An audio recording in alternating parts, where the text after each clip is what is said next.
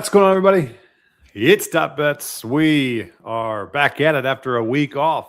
We had the Fitz brothers get it done at the Zurich. That is a perfect time for us to get a little reset from the grind that we've been going on since January. So we've been on a little 4-month grind, and well worth it to take that tournament off. Probably one of the worst betting tournaments of the year, PGA Tour wise. But yeah, so back at it this week. We got a new additions here to the PGA Tour with the Cadillac Championship, bringing it back. Is it Doral Gable? What the hell is it called? Yeah, I think it's Doral Country Club. Yeah, Doral. Yeah. So we'll dive into that. They played this course, I would say, about a decade or so ago. So really, all the information out there is, irrelevant, which is kind of nice when you can kind of give a little a fresh slate to a golf course. But there are metrics we can still use, and we'll point out. But yeah, appreciate you guys being here. We'll be here for about 20 minutes or so. And if you guys are here, say what's up in the comments. Love to hear from you all. Teaser, how was your week off, buddy?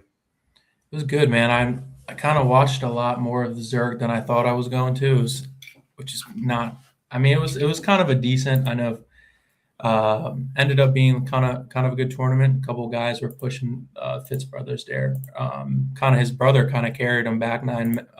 Matt forgot how to swing a club the back nine and kind of started losing it, and then in his old fashion, he just sticks a 30-yard bunker shot to 12 inches for birdie to win. So just like he did at RBC to screw us with a Scotty ticket there's 2 in a row for Fitz, pretty much 2 weeks and only one winner. So he's on a roll right now. I'm sure if we take him next event he's in, we can just jinx him. He'll miss a cut. So but no, I'm looking forward to this one. It's a pretty tough course, so I think the consensus it's probably going to play pretty hard. In my opinion, I think the number will be under 10 under, to be honest, or maybe around that number, maybe a little above. A couple key guys missing this week. I think Rory's taking another week off. Ludwig, Xander, and I think there was one more, or Fitz, obviously. Yeah, so 4 big names that are kind of ruining the outright market there. But just to get in the course a little bit, nicknamed the Blue Monster. Everyone knows that. So I think they renovated in 2014. And it's the second longest non-major that they use. So it's almost 7,800 yards, which is insane. I looked at the hole by hole like an hour ago, and I think all the par 4s are above like 450 yards besides one. All the par 3s are like 220 yards or more, except one. And then all the par 5s are pushing 600 yards. So pretty much every hole has water on it, almost every hole. So could turn into like a bloodbath there just with your outrights. You never really know. Could go either way. So really we're just kind of looking at driving distance.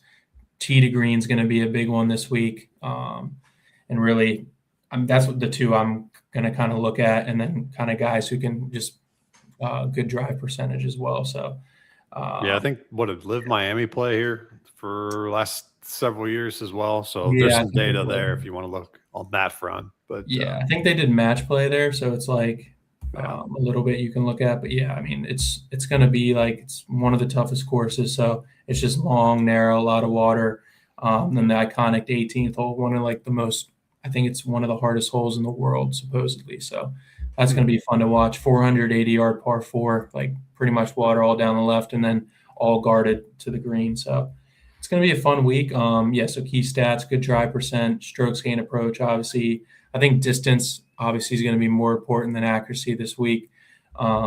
Just going into those par 4s with lesser club is going to be huge.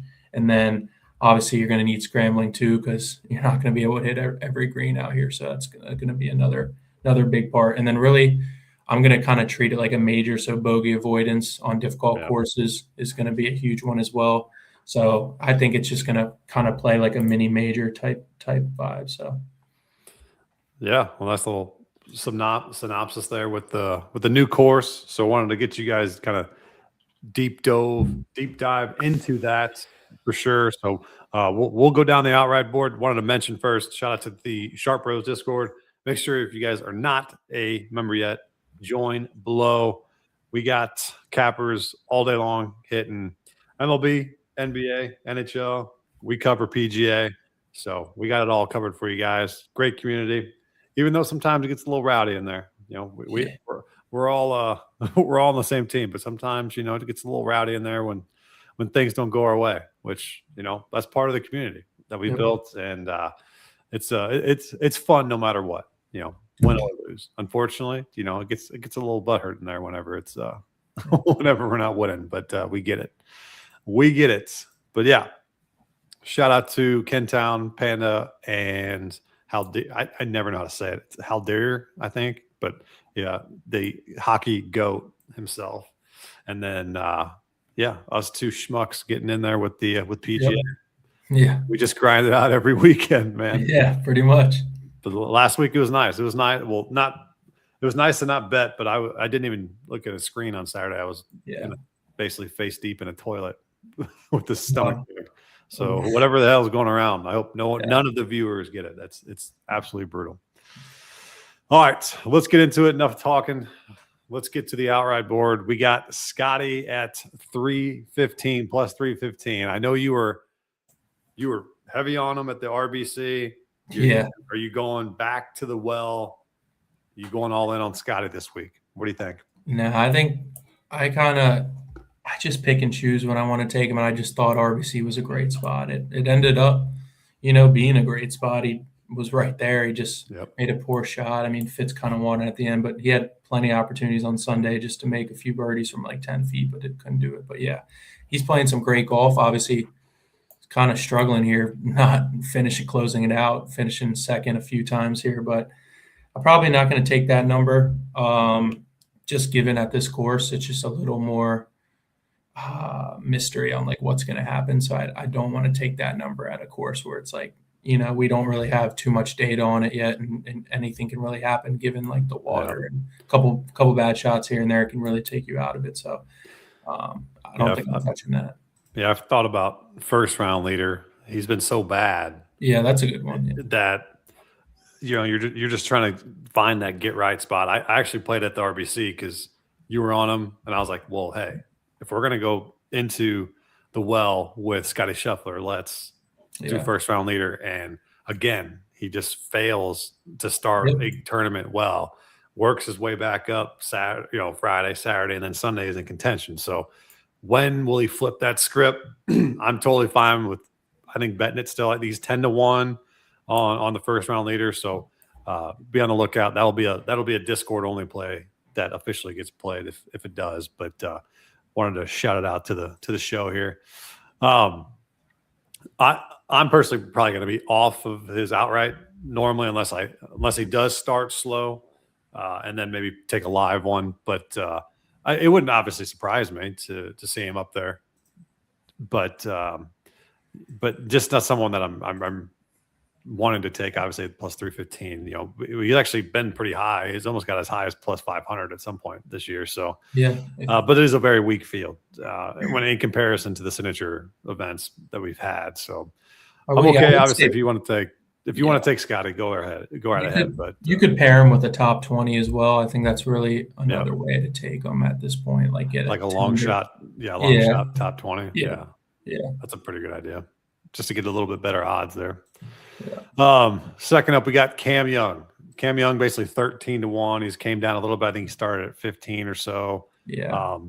He makes a ton of sense this week. Very tough to take 13-1. What are your synopsis here on Cam? I think 13-1's brutal, but it kind of sucks. It's a watered down field because of the number. But I mean, I guess there's a reason he is 13-1. RBC didn't play too great. Obviously not a great course fit there, but like I think I'm gonna have to take 13-1 this week on Cam Young. I mean, everyone knows who watches this. That's my guy. But it's like at this course, man, like I think he's gonna tear it up or play well. Not like tear it up, go 20 under, but like I think he's gonna be in the mix. Tee to green, he's number one. 200 plus scoring opportunities. He's second in the model. Driving distance, obviously, he's like 10th. So obviously, you need to hit it far here. I mean, the thing with him is he can get a little errant sometimes off the tee, which is a little bit scary. You never know with him. Sometimes he can make that big number once in a while. But we've seen him play well.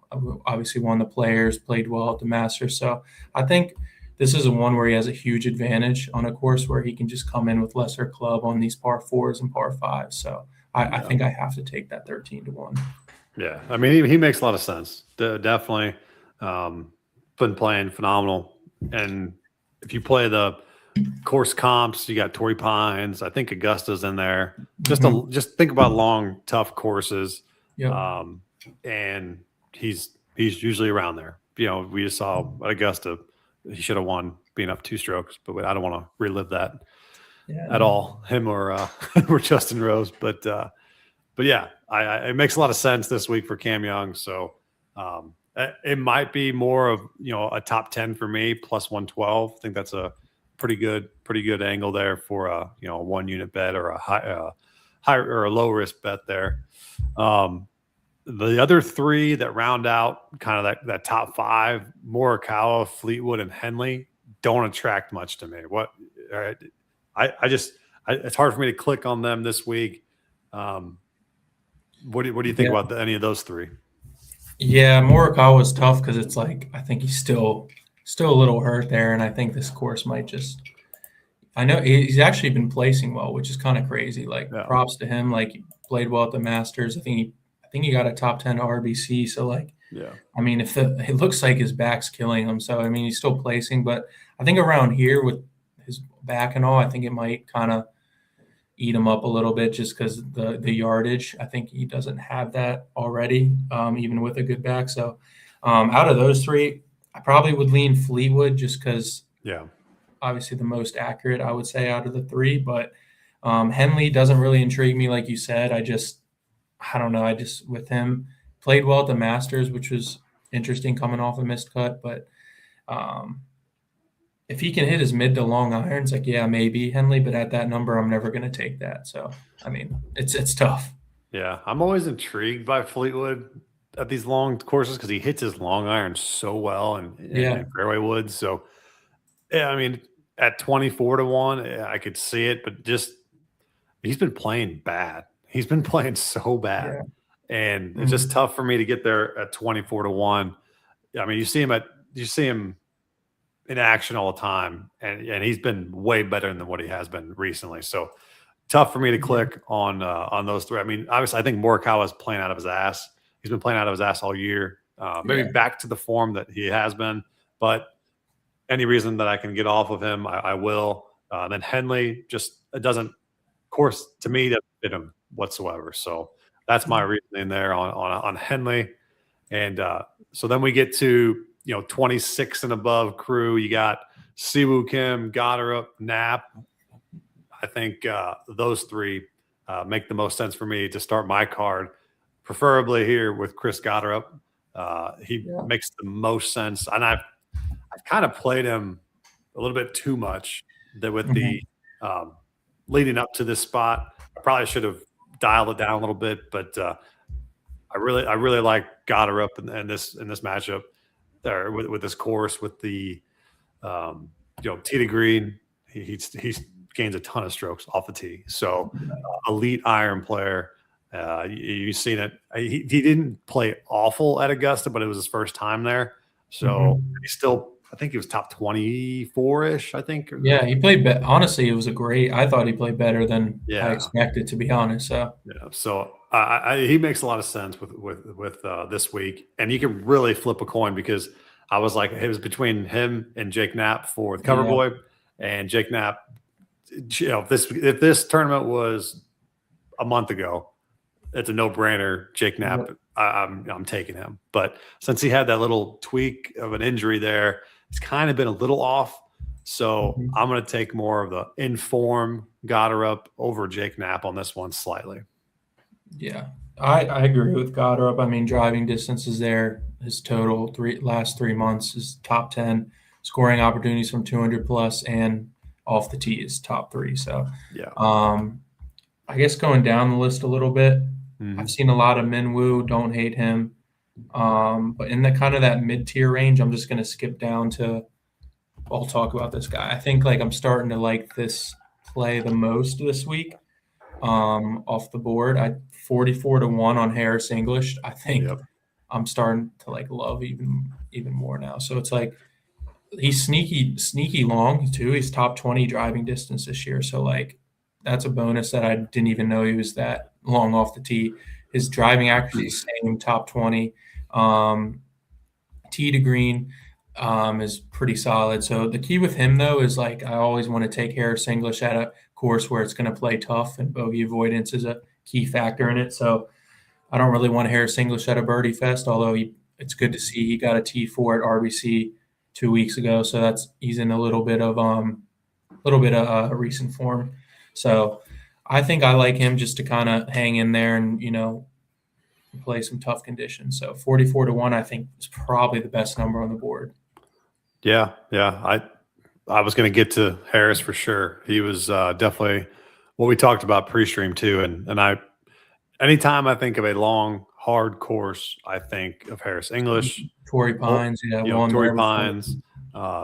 He played Augusta well this year. I think he was top 20-ish, I think, if I remember correctly. I remember him being up there. So just a guy, he's scrappy. He plays, he doesn't give up big numbers.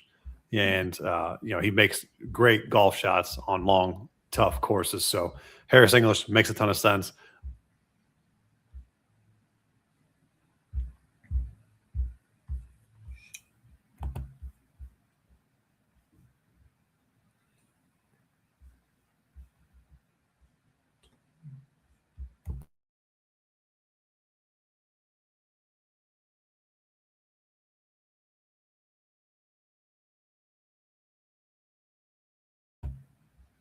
I think you may have cut out. I don't know if it was me or him, but okay, yeah. So it was Dot. All right, so I can keep talking. I thought it was me who got cut out, but I think it's just his Wi-Fi. But I'll keep going down the board as he gets his Wi-Fi back. But if I go down to like the 50, 60 range, really JJ Spawn's finding some form. But I don't really think anyone. I think Michael Thor at 43 is a pretty decent number. Been playing a lot of golf lately. Obviously played last week at Zurich with Phillips. Ranked 6th in the model. Driving actually, he's been pretty good this year. 14. He has the driving distance at top 10. Tee to green's great, and he's number 1 in sand saves as well, which is good. So I think he kind of fits the mold of this course.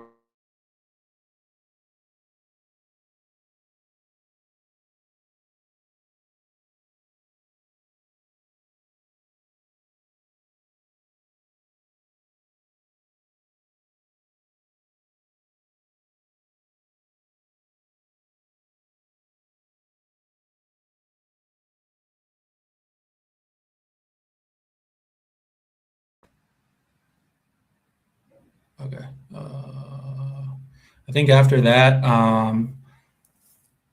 a good, solid long shot would be Gary Woodland, another guy who's been in good contention. You can get him at 80-1 as well.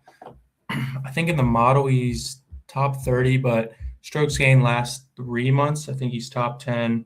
Driving distance. Yeah, are you back? God bless. I didn't know if it was me or you at first, so I was just kind of staring. I'm gonna just mother F my my internet company.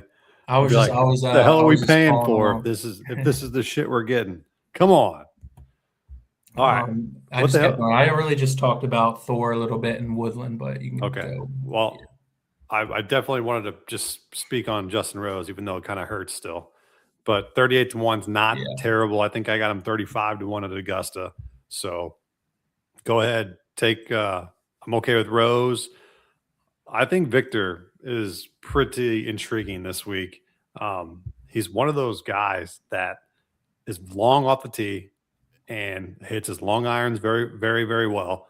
Yep. The main thing there around the green if he can keep that high number off the board, which I just don't know if he can do in all 4 rounds. Tough to do. But Victor is intriguing to me this week. We do have Trent here. What's up, buddy? He's got Nikolai. Yeah. I don't know. I feel like he was like on his way up, and he's kind of just tailed off a little bit in my book. But I don't hate it. He rates pretty high in some models that I'm looking at. He's 41. It's just tough with him because he's always, once again, another just sprayer off the tee. So you just never know with him. He'll have some spike rounds and then he'll kind of just fall off there. But so I don't know. Not bad at 41-1, but I don't know. I'm staying away from him personally, but I definitely see it if people want to go back to them. Another one he's asking about, Ricky Fowler. Not a guy I'm betting this year. I don't know why. He's not getting to my card. He's playing well. It's just something about it where I'm just like, nope, I'm not getting to him. He's right now 48-1. Definitely not outright, maybe top 20, but it's like, just another guy who can't put 4 rounds together. Right. Like it just is what it is at this point with him. But you maybe a round matchup you playing, 2-ball. That'd be a good idea to play with Ricky there, because he's playing good golf. It's just not elite where you're going to get an outright out of it. But especially it is a weaker field, but just not someone I'm getting to. I'd rather go to English on that front. So let's go down the board some more. You said you talked about Thorby. Can't go wrong there. Did you say Woodland, you said? Yeah, just a little bit. He's been playing some really great golf the past 2 months. So he's 76-1. Yeah, it's a great number there. So I don't maybe more of a top 20 on him just because I think he's a great course fit here, and he's been striking his long irons well too, gaining a lot last week or 2 weeks ago at RBC. So Spawn, your boy JJ Spawn, got you the outright. What do you think about him, bud? If I'm on him, he's going to suck. So you got to tell me if you're going to be on him. Yeah. He's just another guy. It's more of a, it's a tough one because it's like, is this going to be a course where it's going to be like short accurate drivers kind of play well here too. So it's like, he's been striping it, man, ever since Valero kind of. So I watched him a little bit. RBC guy didn't miss like one fairway. So he's been striping it off the tee a little bit. I don't mind him if the putter can just get hot with him. Like it's been heating up the last month. It's not a bad play at 53. We saw him win at Oakmont, which is probably one of the hardest courses. I think probably harder than here. So he's got it in him. Yeah, he's a grinder too. So he's definitely one of my favorite sub 10% DFS plays this week. So I think he's 7,800, which is a steal. And a lot of people are going to Kitayama over him. So I think his ownership is still going to be even lower because people are just going to click on Kitayama over him. Yep. Speaking of him, do you like Kitayama there at 39-1? I think I'd prefer Rose over him. I forgot to touch on him. Yeah, 39 is tough. The shit out of it, so it's tough. He's always shows up in the model because he can ball strike with anyone. So it's like, he played decent at the Masters. RBC, I'm not sure where he did. 8th at RBC. So actually pretty good round there, or a pretty good tournament there. Around the greens, he did pretty well. Tee to green. Yeah, I don't hate him. I just definitely not taking a 39-1 on him. I think that number. It'd be more of a top 20 on that. But 2-ball play. Yeah. Watch out for Kitayama. I just don't want to take that number. No. Straka, I mentioned pre-stream. Can't just play him a round matchup on Saturday. That's all you have to do, and you will be the richest man in the world. Saturdays for Sepp Straka are awesome. And then what you do is then just fade him the exact opposite way on Sunday. And I'm telling you, you're going to be the richest man in the world. It's that easy. It's not even gambling at that point. It's you just know it. I think we've had, you and I have been on him a couple times this year, where 3 to 4 times where it's like, I'm not even excited when he's in contention on Sunday because I just know what's going to happen. He was like 2 back. I'm like, I'm not even excited for this because I know he's going to not do anything now. So he's got to figure that out. He puts a 62 up on Saturday, and then you're like, oh, this guy's in the zone. Then he puts up a 74 on Sunday, and you're like, threw up like a 77 at RBC. Yeah. I'm like, this. Like, I don't know how you do that. Where does it go? Please tell us. So it's tough. Even with him at that number, I just don't really like the course fit either. I think if you look at all his wins and best finishes, it's more at the short positional courses. So it's a little opposite of that. But one guy that's intriguing to me here, especially if it gets windy in this range, is Shane Lowry, 61-1. He's one of the best golfers in the world, 100%. You know, he's kind of gone downhill since his little disaster, but I'll take him. Windy conditions, long, tough course. At 61-1, Shane Lowry makes a lot of sense to me. Doesn't really scream in models for me. That's more of a gut play there. And he's coming in sub 10% too. So just be on the lookout. If Lowry's there, just say, I'll clip this and just say I'm the smartest man in the world. But we'll see. Yeah. Also, I mean, even in that range, we're talking about a lot of guys, but like just two sneaky guys. Obviously, this guy's been playing some good golf. Jason Day, 6th, 12th, and 42nd his last 3. So like sneaky good golf. Just don't know if he can get over that. And like, don't be surprised if Keith Mitchell's in the hunt come the weekend, 63-1. So that might be I don't know if it would be considered a sleeper, but I think that might be the sleeper of the week for me is Keith Mitchell. There you go. I like it. Yeah. The highest odds I'm going is my main man. I think I'm back on the well. I think I'm back on the train of my man Corey Connors. I think I'm finally back. Yeah. He played Augusta okay. It wasn't terrible. It wasn't great, but it wasn't terrible. And a little bit different approach where he's not the longest, but he's accurate as shit. And if I'm going to get that all week long at 82-1, I'm okay with that. I could definitely see him be there come Sunday. So that's probably the highest I go. I know a lot of people are on Yellow Marju, whatever. Horrible with Gerard last week. Yeah, but I've seen them. I've seen some Novak. Any long shots that you're putting some pizza money on? I'm not going any higher than Corey Connors. Honestly, no. I think it would just be. I think the highest I'll go is Woodland at 76. I think there you go. Anything past that is not really. I'm not really intrigued about. I mean, maybe you could go. This isn't as an outright. This is like a placement play. Is Podgeter maybe just because if you can just play the long. But like the problem is he's a little erratic off the tee, so that's not really going to work here. But yeah, he plays well at Torrey Pines, so that's a kind of comp course there. So not bad there. And then that's pretty much it from the. If you want to play the Florida angle, Daniel Berger. There you go. Actually, I didn't even think of that angle. That's interesting. If you want to go that route, he's 88-1. Shoot, you can even say that for Lowry. That's interesting. Yeah, because he plays amazing in Florida. So I might have talked myself into Lowry on my card, which is just very, very. That is an interesting. I didn't even think about that angle. So you could play that. But we'll see. I mean, Berger, he's okay. I know he screwed it up on the Florida swing last time. I would prefer Lowry to Berger, but if you're playing, DFS and you really want like a sub 5% guy, Berger is your guy there. So high risk play for sure. All right, let's get into, unless you guys have any other more outrights, get our opinions on, just shoot them in the chat. If not, let's get to some matchups and get up on out of here. So these are tournament matchups that we're looking at here.